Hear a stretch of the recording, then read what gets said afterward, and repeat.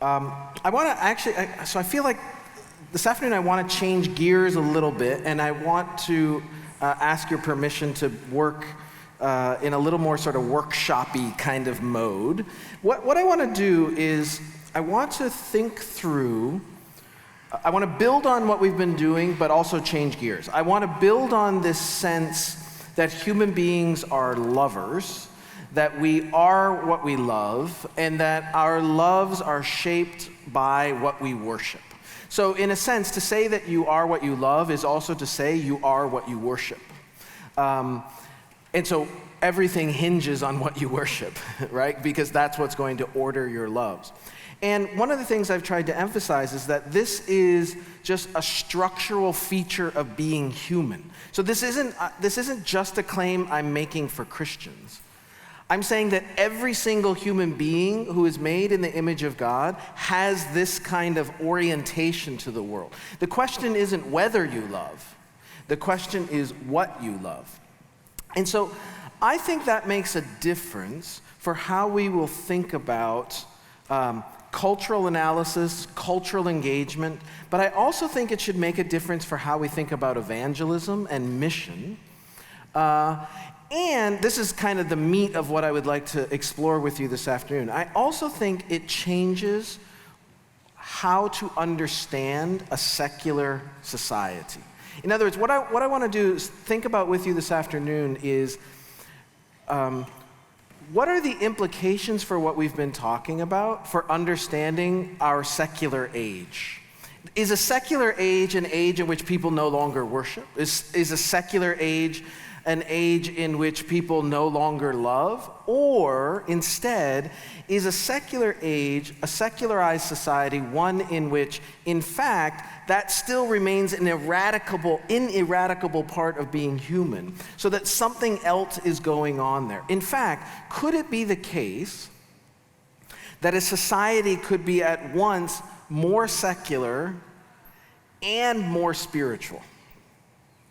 That's part of what I want to think through, and I want to build on the really remarkable work of a Canadian philosopher. All the best work is done by Canadian philosophers, by the way, named Charles Taylor. And I want to sort of tease out some of his reading, his understanding, his account of what it means that we live in a secular age, in order to show that, first of all, it's not what we usually think, that we have to sort of retool our understanding of what it means to say we live in a secularized society. But I kind of want you to come away with a sense of opportunity rather than threat. That I actually think we live in a very unique age in which we don't need to batten down the hatches and retreat into our fortresses, but instead should be there boldly giving witness to what it looks like to be human. And we should come at that with a sense that people might be looking for exactly what we are bringing. That we don't need to, it's really, really easy for people to lapse into some sort of nostalgic disappointment about an age gone by that I actually think might be an age that was well lost. And instead, I actually think Christians are people of hope. Christians are people of a transcendent, eternal conviction in which, in a sense, any age is the same for us. But I actually also think that there are very unique opportunities in the society in which we find ourselves. So let me start by giving you a few case studies of why a secular society isn't what we usually think it is. And I guess I'm assuming that most of us, I think, functionally assume that a secular society is a godless society. It's an atheistic society. It's a naturalistic society. It's as if a secular society was one in which Richard Dawkins is Pope and everybody bends the knee and everybody is just on board with a kind of naturalistic, anti-supernatural program. I don't think that's true. In fact, I think that most secularists, that is, most really dogmatic secularists like Sam Harris, Richard Dawkins, Christopher Hitchens late in his life, I think actually most of those accounts of our current age are reductionistic, flat, stunted, and unhelpful, and unilluminating, and not true. I don't think that they are true to the experience of all kinds of people in our late modern world. And so part of what I want to sketch is an alternative account of a secular society. I think we as Christians should be interested in the kind of enduring expressions of longing and hunger for something ultimate that continue to manifest themselves in our society. Charles Taylor says, there is this unshakable human quest for some kind of fullness. And all the lectures and books by Richard Dawkins can't eradicate that from the human heart. And I think it's one of the ways to understand what's behind the notion that people are spiritual but not religious.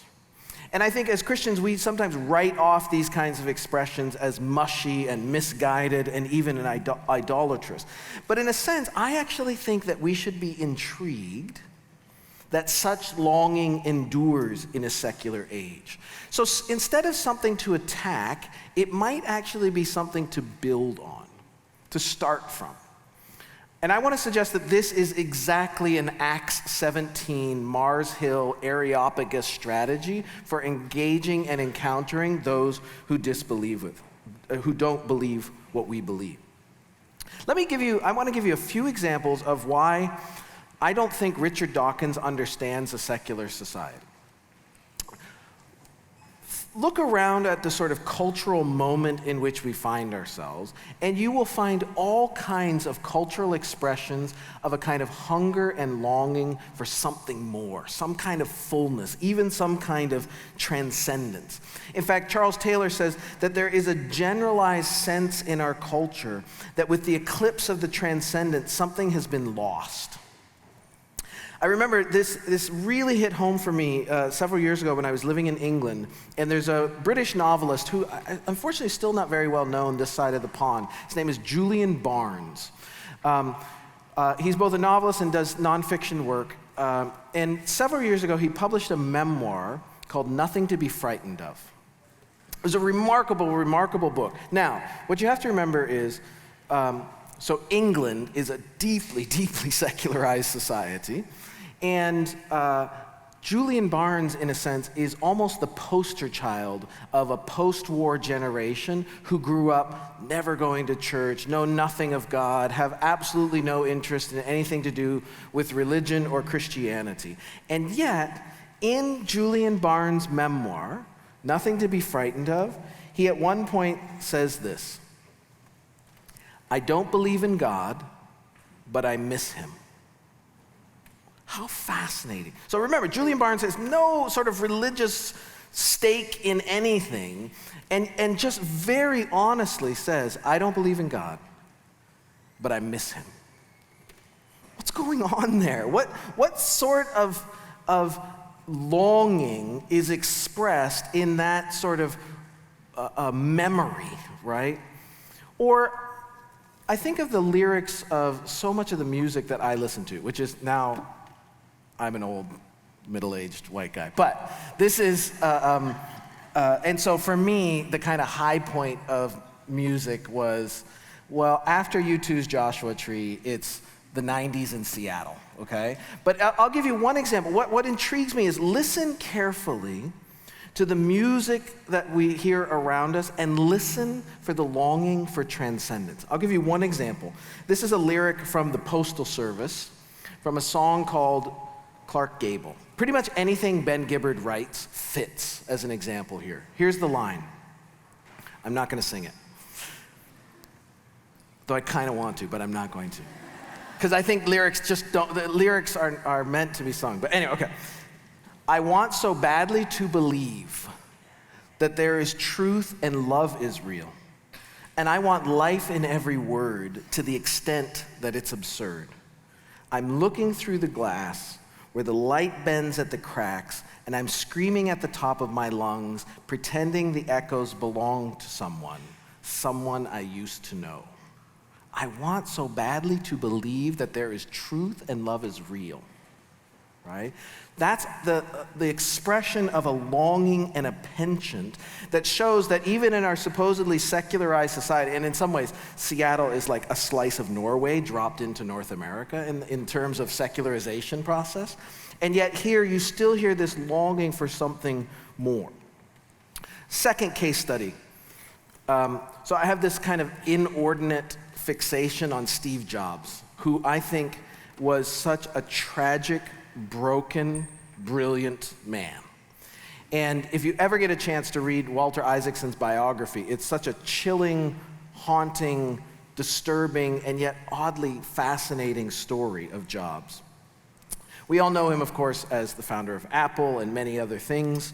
But in his biography, Jobs, one of the things that happens, for those who don't know, Jobs really died prematurely young from a cancer that could have been treated if it weren't for his own hubris in thinking that he could master this with his diet. And so it was really sort of a refusal to submit to a medical regimen that led to his premature death. And so at the very end of his life, this giant in technology, right? This champion, this idol of the Bay Area, is being interviewed by Walter Isaacson, and Isaacson recalls the story this way. One sunny afternoon when he wasn't feeling well, Jobs sat in the garden behind his house and reflected on death. He talked about his experiences in India almost 4 decades earlier, his study of Buddhism, his views on reincarnation and spiritual transcendence. I'm about 50-50 on believing in God, he said. By the way, can I just stop there for a sec? Look, everything depends on the posture you want to take. If I'm in the middle of San Francisco and somebody tells me that they're 50-50 on believing in God, that sounds to me like an opportunity, right? I'm not like, how can you not be, signed up for the rapture, right? I'm thinking, really? You're at the center of one of the cultural engines of the world, in one of the most progressive cities in the world, and you're 50-50 on believing in God? I will take that bet. Right? That's something, I want to start there. Do you remember when Paul is walking around Mars Hill in Athens and he sees how incredibly religious the Greeks are, and he sees this altar that is devoted to worship of the unknown God? What is Paul's response? He doesn't come around and say, how stupid can you be to worship an unknown God? He says, that's interesting. You want to cover all your bases, don't you? You worship, let's talk about this, right? Do you see the difference in posture and stance? So when I hear Steve Jobs say, I'm 50-50 on believing in God, I'm like, can we talk? Here's how he continued. For most of my life, I felt that there must be more to our existence than meets the eye. He admitted that as he faced death, he might be overestimating the odds out of a desire to believe in an afterlife. I'd like to think that something survives after you die, he said. It's strange to think that you accumulate all this experience and maybe a little wisdom and it just goes away. So I really want to believe that something survives, that maybe your consciousness endures. He fell silent for a long time. But on the other hand, perhaps it's like an on-off switch. Click, and you're gone. And he paused again and he smiled slightly. Maybe that's why I never like to put on-off switches on Apple devices, right? Did you hear, again, we're not making some sort of announcement about Steve Jobs' cultural or eternal destiny. What we're saying is, do you hear that in the middle of one of the most secularized sectors of our cultural world is somebody who is longing to believe in eternity, is longing to believe in immortality, is actually 50-50 on believing in God? That's not the world that Richard Dawkins is painting for you as a secular age. A secular age is much more complicated. Let me give you a third example of just why our secular society is not the simply atheistic society that you would think it is. And it's a documentary that was produced and broadcast by HBO probably maybe 4 years ago now. The documentary is called God is the Bigger Elvis. Has anybody heard this, seen this? It's a bit of a sleeper, okay? So my work here is done. If you go find God is the Bigger Elvis and watch, I think it's available free online. Okay, it's a story of a woman named Dolores Hart, who in the 50s and early 60s was a kind of rising Hollywood starlet who was really just living the dream, like was on her way to achieving the pinnacle of what Southern California counts as success. And the reason it's called God is the Bigger Elvis is because she was starring alongside people like Elvis, Warren Beatty, all the sorts of greats of that era. And she was on the pinnacle of her success. And in fact, she had even become engaged to a man to be married. But one fall weekend, she was home back in New York City, and she was invited by a friend to attend a spiritual retreat at the Regina Laudis convent, a nunnery, some people call it. And she spent it it was just a place where they welcomed people who were on a spiritual quest to come and spend time in this religious community. And when she left, there was like a burr that was stuck in her side that she couldn't let go of. And in fact, she later gave up her entire Hollywood career. She even had to abandon her engagement to this young man and entered the convent for the remainder of her life and lives now cloistered, devoted to a life of prayer and work, and is now Mother Prioress of that community. One beautiful coda to the story is that the man that she was engaged to has come to see her every single week since 1963. And they have the most beautiful spiritual friendship you could ever imagine. Now, there are two things that intrigue me about this story. One is that a woman who has achieved what looks like the dream of Hollywood sort of liberation is willing to submit herself to the disciplines of a community and, let's keep in mind, sign up for a life of chastity and celibacy in 1963, right? Talk about a countercultural move. That's interesting in and of itself. Here's the other piece that I find fascinating. HBO played this movie. What? Why on earth is this on HBO? This is the same people who broadcast Game of Thrones. Game of Thrones also broadcasts God is the Bigger Elvis, which to me has been one of the most powerful cinematic expressions of the gospel I have seen in years. What's going on? Why would that happen?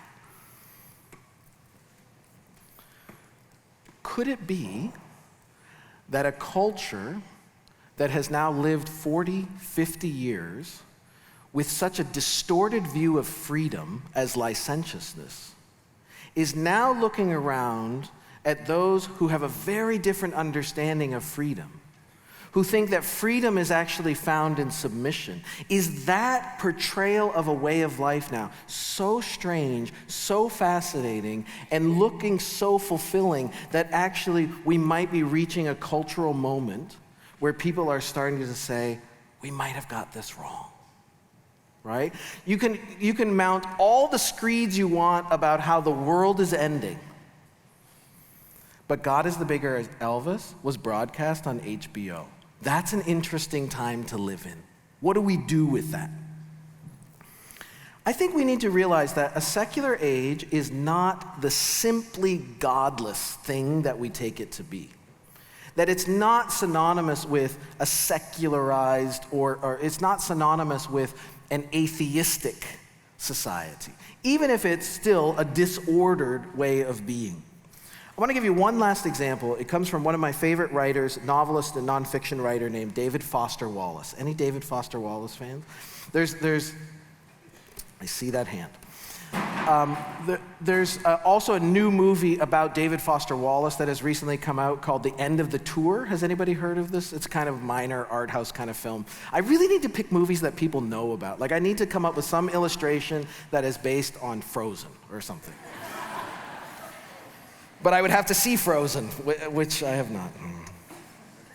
Can you believe I have never heard the song Let It Go? Thanks. Oh, I thought I would be judged. That's great. So, David Foster Wallace is another one of these. I have this attraction, I guess, to these kinds of tragic figures. David Foster Wallace was in many ways seen to be the poster child of the kind of postmodern generation of novelists in the United States. He wrote incredibly experimental fiction, really challenging the kind of genre format of novels as we received it. He's most famous for an 1,100-page novel called Infinite Jest, of which I think 250 pages are footnotes in a novel, right? I can get into that kind of novel. I love footnotes. He was also an incredible nonfiction writer. In fact, if you ever want a way sort of into, I think there are all kinds of reasons why we should be reading David Foster Wallace, and a great nonfiction collection is called A Supposedly Fun Thing I'll Never Do Again.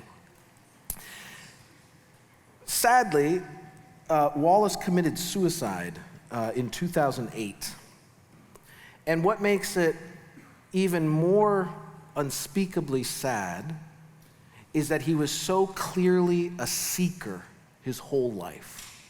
He was tormented by demons of mental illness from which he never could find liberation and true freedom, and yet he was looking. And what's interesting to me is, again, this postmodern novelist who is in many ways a poster child for a sort of post-war secularized generation. What intrigues me is how much the worlds created by David Foster Wallace nevertheless still make room for transcendence. They still make room for faith. I'll give you one example. Shortly after his death, The New Yorker, which is no friend to religious faith, The New Yorker magazine, published posthumously a short story by David Foster Wallace called All That. It's a fascinating little story, which is based around this kind of trope, this conceit. A young boy, actually, let me set it up this way. The narrator is an adult who is looking back on his boyhood and remembers the time that his parents gave him a magical cement truck. Now, do you remember, cement trucks are those ones with the big barrel on the back that turns so the concrete doesn't get hard, okay? The adult narrator is looking back on his younger self. He remembers this episode of receiving and playing with this magical cement truck. And he remembers that what made it magical is something that his parents told him. The parents said, the truck had a string on it, and they said, when you pull the truck by the string, the wheel, the tank, turns, unless you look at it. Do you see the trope here, right? So, here, son, this is a magical cement truck. If you pull the rope, the tank turns, unless you look at it, right? So you can imagine what a young boy is doing. He's pulling this, he's doing, right? Is it still turning? But what's fascinating is this. Impossible to confirm in a way, right? Since seeing it would stop it. The grown-up narrator now looks back on this episode and he identifies a longing. He says this, as an adult, I realized that the reason I spent so much time trying to catch the drum rotating was that I wanted to verify that I could not. If I had ever been successful in outsmarting the magic, I would have been crushed.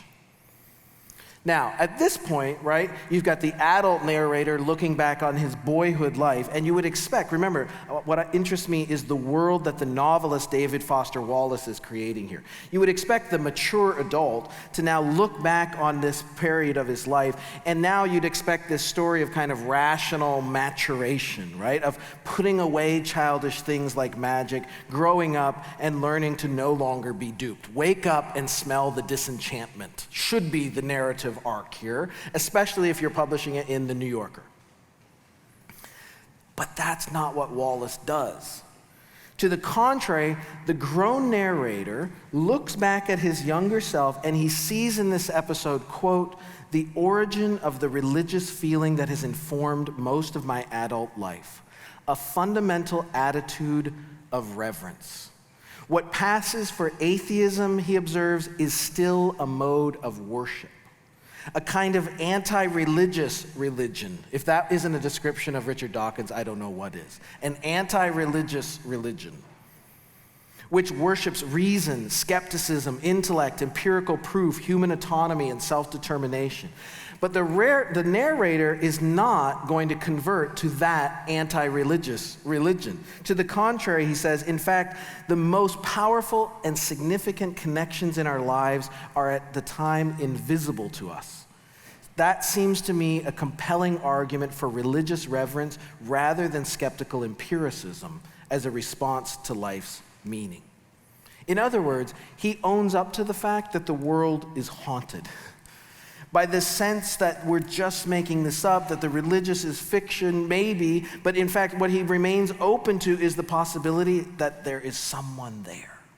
And he's not willing to relinquish this. The religious ghost can't be exorcised from this world. And again, what I want us to be, as sort of cultural observers, I want us to be intrigued by the fact that that sort of thing is happening in the center of cultural elite institutions like the New Yorker, right? That's a sign that the secular world is not what we might have thought it was. Maybe our secular age remains haunted in really intriguing ways that keep making cracks. There are cracks in the secular. You know that great line, Leonard Cohen, ring the bells that still can ring, there's a crack in everything. That's how the light gets in. That's how the light gets in. What I'm intrigued by are these little instances that represent cracks in the secular where the light can get in. So if a secular age then isn't just this sort of godless, atheistic, sort of rationalistic, cultural moment, what is it? And here's where I'll just do this very briefly because it's after lunch and you're hot and tired. I want to try to summarize Charles Taylor's account of what constitutes a secular age, and then we'll build on that to see what difference that makes for faith and evangelism. The first thing he emphasizes is this: secularity is not synonymous with unbelief. Okay, so when you hear something's being secular or about secularism or that we live in a secular age, don't assume that that means an unbelieving, atheistic age. Secularity is not synonymous with unbelief. It is, however, synonymous with the contestability of belief. What it means to live in a secular age, and by the way, friends, we need to wake up and be honest about this. Okay, part of what I'm saying is, as Christians, we need to wake up to the moment that we live in. And that is not in any way a threat to faith. It's about us being responsible ethnographers of our current cultural moment. We live in an age in which belief is contested and contestable. What does that mean?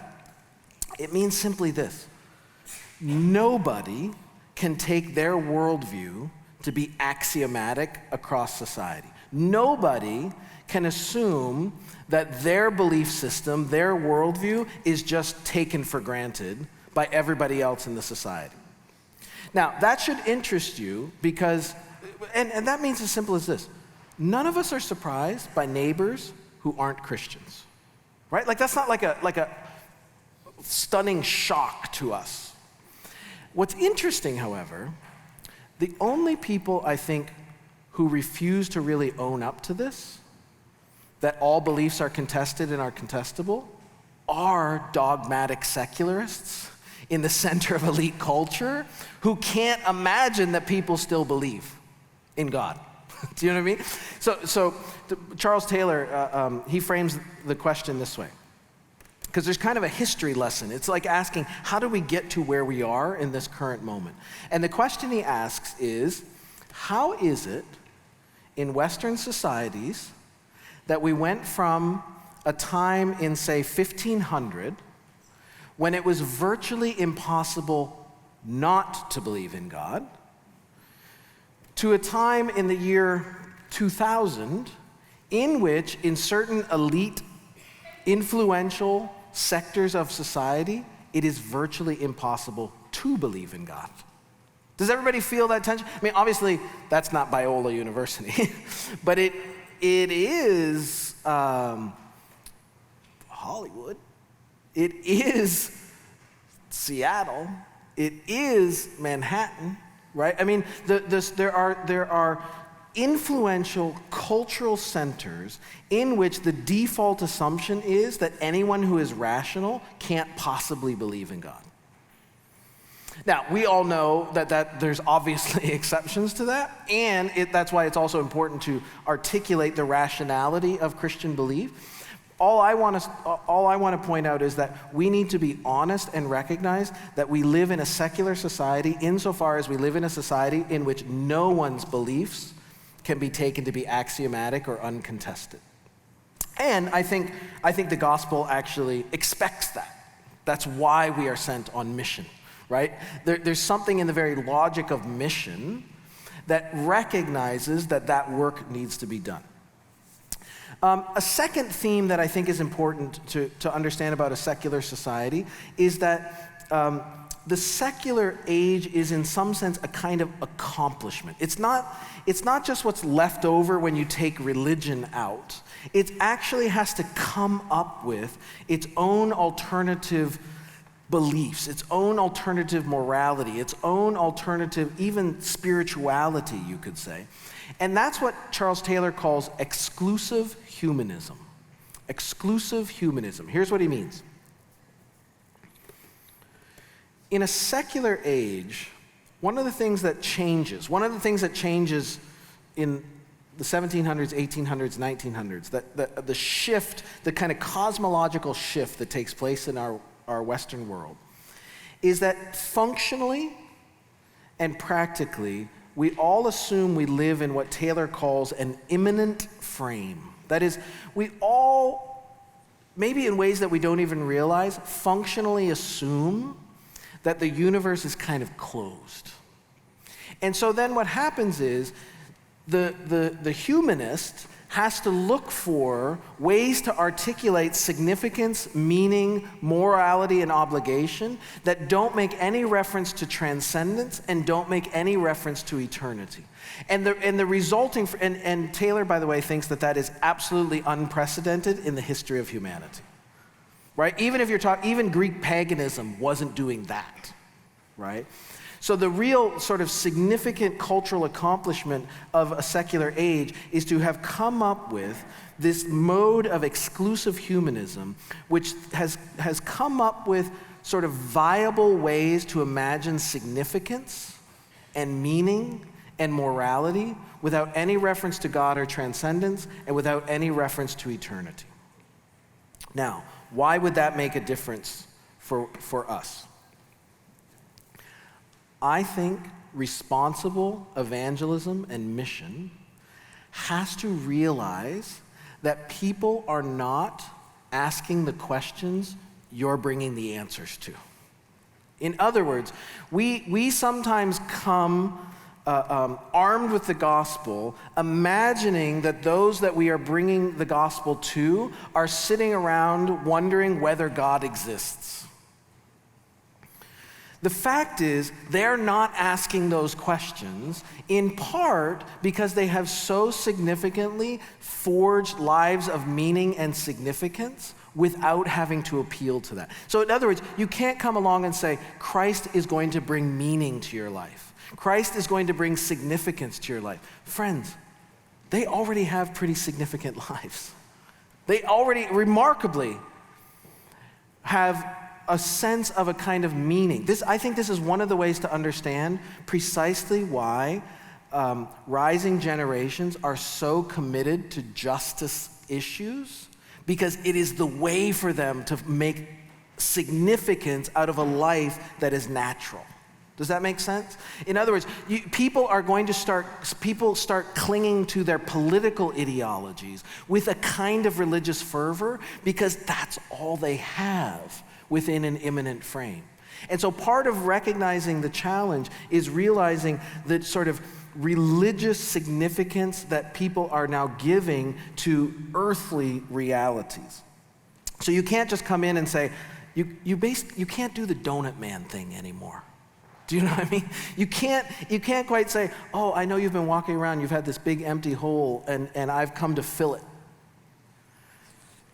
People don't always experience it that way because they've come up with all of these alternatives. Now, I don't think that's the end of the story, but I think it's part of us being responsible in how we bear witness in a secular age. The reason why that's not the whole story is this third point. Taylor says that in a secular age, everyone, however, feels themselves to be what he calls cross-pressured. Everyone, we all live in this space in which belief is contested and contestable. There are all these, and the result of that, Taylor says, isn't that people stop believing, it's that they believe a million different things. A secular age isn't an age of unbelief, it's an age of the explosion of belief. All kinds of different ways of believing. Look, if Richard Dawkins was right about the world, you wouldn't have Oprah, right? Which is, I'm not picking on Oprah. You wouldn't have Elizabeth Gilbert, Eat, Pray, Love. You wouldn't have all this kind of stuff, which are actually people looking for and trying to find a kind of spiritual, religious-like significance in their lives. There is an explosion of believing, but Taylor says now, we all experience this kind of cross-pressure in which we feel existentially the temptation of other stories. Or maybe that's putting it too strongly. We all are going to struggle with doubts. Now, I don't know if this is tricky terrain at Biola. I want to say this.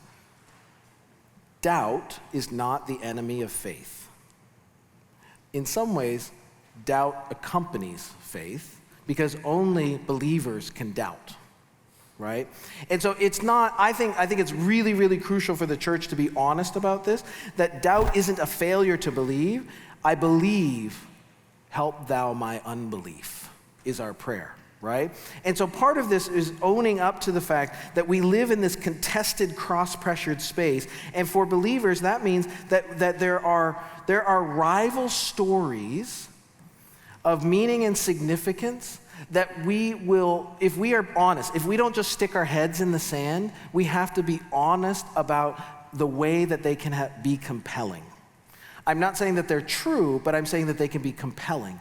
And I think we need to own up to the fact that doubt accompanies faith in very, very natural ways. And I think being honest about that is better than pretending that it's a sin.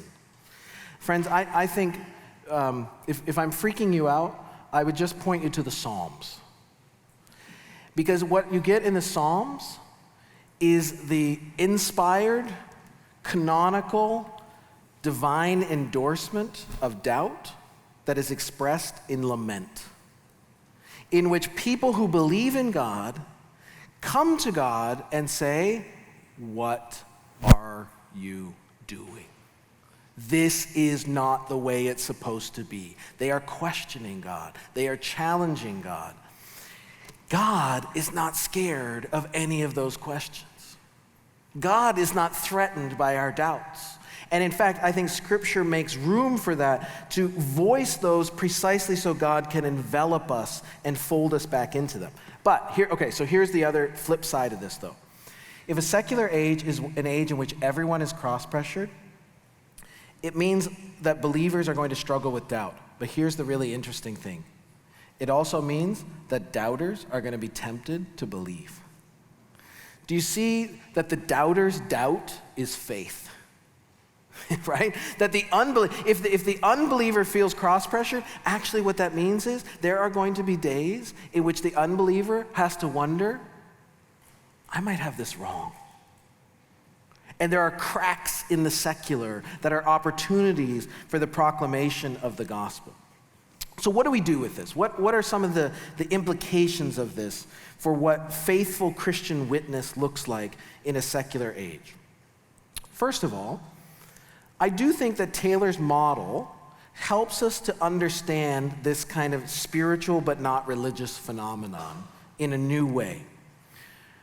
I think what's remarkable is how rarely you meet people who say, I'm a naturalist, I'm not spiritual, right? Have you ever met somebody who says that? People want to still cling to a kind of spirituality.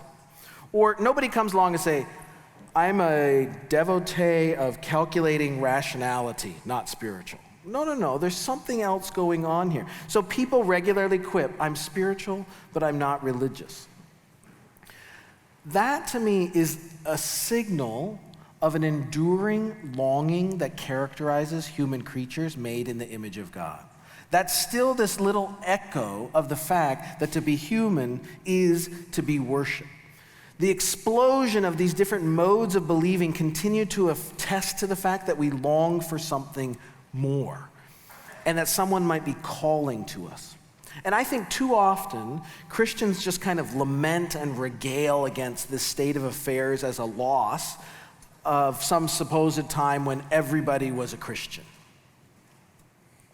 But in fact, the religion that is rejected by the spiritual is more often a kind of deistic civil religion that Christians should consider well lost. And in fact, in that sense, in some ways, being spiritual but not religious could actually be a better prelude to Orthodox Christian faith than the kind of vaguely nominal deism that is like God on our money.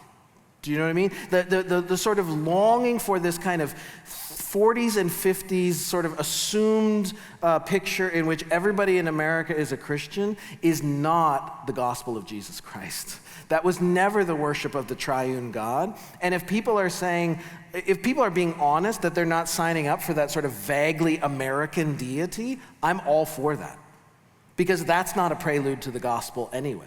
And in fact, their openness to spirituality could be a better entree to inviting them into the fullness of Jesus Christ. Now, what might this mean for the church? I do think we need to own up to the ways in which Christianity in some ways has been the source of this problem. And I want to pick on my own Protestant tradition in this regard, and this is where we'll build a bridge back to what we've been talking about.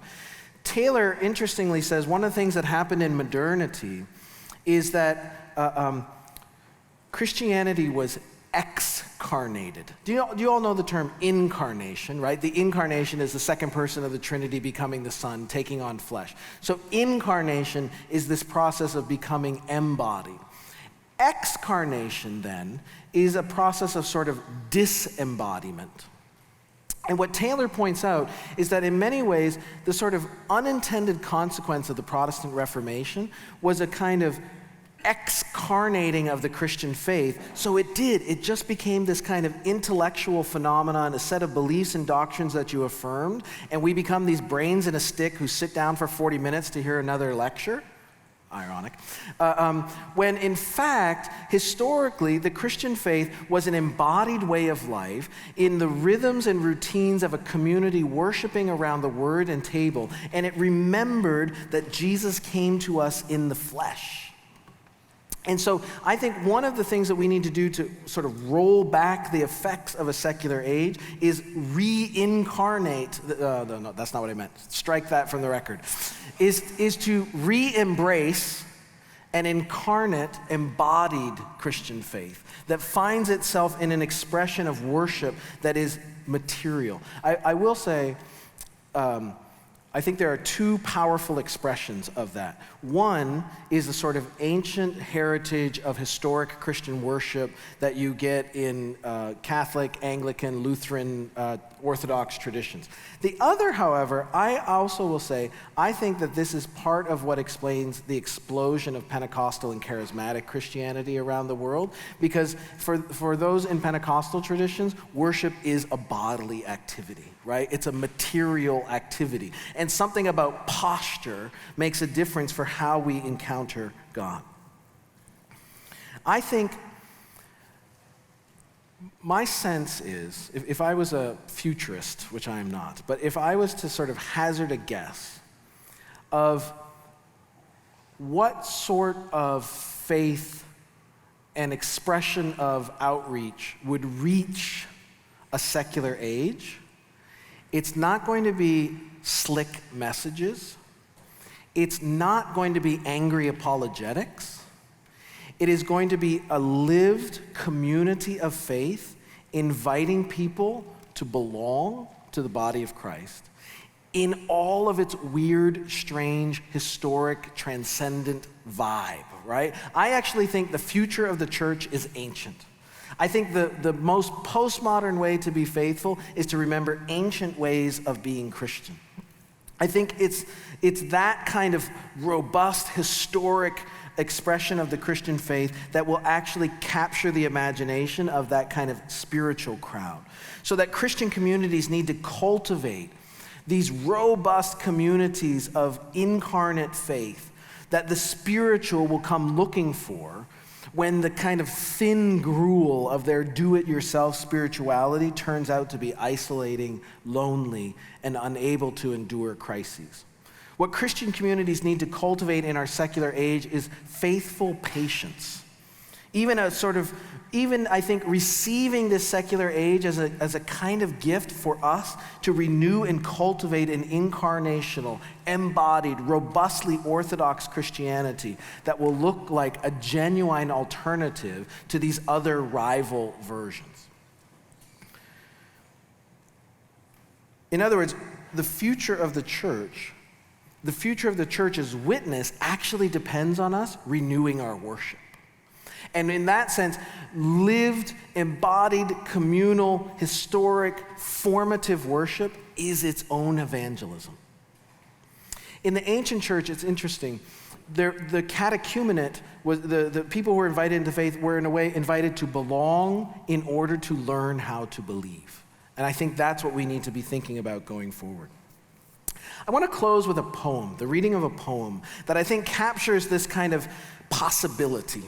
It's by one of my favorite poets, a friend named Jeannie Murray Walker at the University of Delaware. It's called Staying Power. The poem has a little epigraph to it that's important because it sets up a context. The epigraph says this: in appreciation of Maxim Gorky at the International Convention of Atheists, 1929. Okay? So think of that as the frame.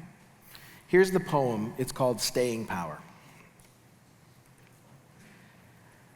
Like Gorky, I sometimes follow my doubts outside to the yard and question the sky, longing to have the fight settled, thinking I can't go on like this.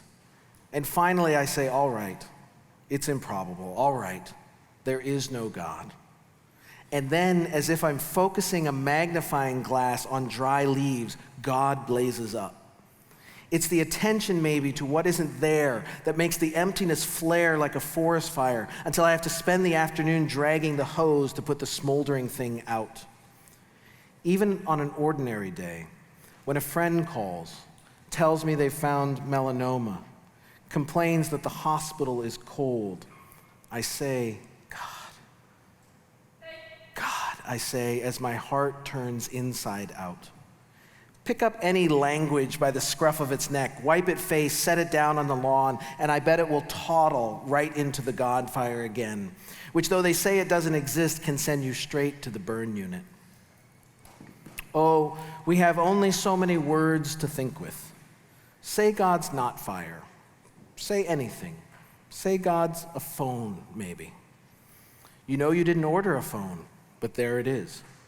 It rings. You don't know who it could be. You don't want to talk. So you pull out the plug. It rings. You smash it with a hammer till it bleeds springs and coils and clobbery metal bits. It rings again. You pick it up, and a voice you love whispers, "Hello." Let's pray. We hope you enjoyed this message. Biola University offers a variety of biblically centered degree programs, ranging from business to ministry to the arts and sciences. Learn more at biola.edu.